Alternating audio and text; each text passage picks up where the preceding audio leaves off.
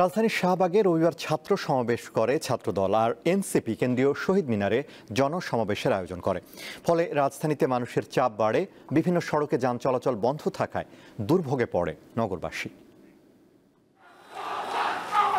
July August গণ অভ্যুত্থান, শোক ও বিজয়ের প্রথম বর্ষপূর্তি উপলক্ষে রাজধানীতে রাজনৈতিক দলগুলোর সভা সমাবেশ, সেই সঙ্গে সপ্তাহের প্রথম কর্মদিবসে নগরবাসীর ছুটে চলার চাপ এবং একযোগে এইচএসসি ও বিসিএস পরীক্ষার চাপের প্রভাব পড়েছে সড়কগুলোতে।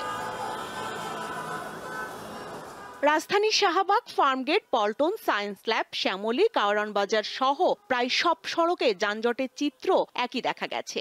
দীর্ঘ যানজটে ও যানবাহনের ধীরগতিতে বিপাকে পড়েছেন কর্মমুখী নগরবাসী। যা ভোগান্তি তো ভুগছি, এখন এখানে 1.5 ঘন্টা যাবত দাঁড়ায় আছি, কোনো গাড়ি নেই, গাড়িতে উঠতেই পারতেছি না, মানুষের এত চাপ।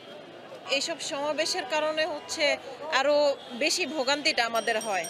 আমরা তেমন গাড়িও পাইতেছি না, সিগন্যালও 5 মিনিটের জায়গায় 15 মিনিট 20 মিনিট নিতেছে।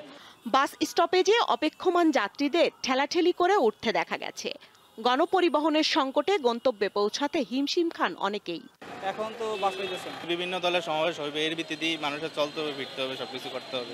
আর যেহেতু আজকে একটু সমাবেশ ছিল, এই কারণে রাস্তায় যানজট একটু বেশি, আর গাড়ি পেতে আমাদের একটু সমস্যা হচ্ছে। সড়কে গাড়ির জটলা, কোথাও কোথাও ঘন্টার পর ঘন্টা একই স্থানে আটকে থাকা কিংবা থেমে থেমে চলা। দিনভর যানজটের ভোগান্তিতে গাড়ি না পেয়ে অনেকে আবার পায়ে হেঁটেই গন্তব্যে রওনা হন। মোটামুটি সব সড়কই জ্যাম। আমি কেরানীগঞ্জে যাব, গাড়ির অপেক্ষা করতে আছি, আধা ঘন্টা দাঁড়ানো আছে।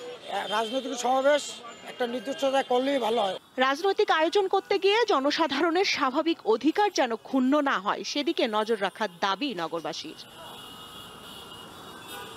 স্বস্তিকা সিংহ, দীপ্ত সংবাদ, ঢাকা।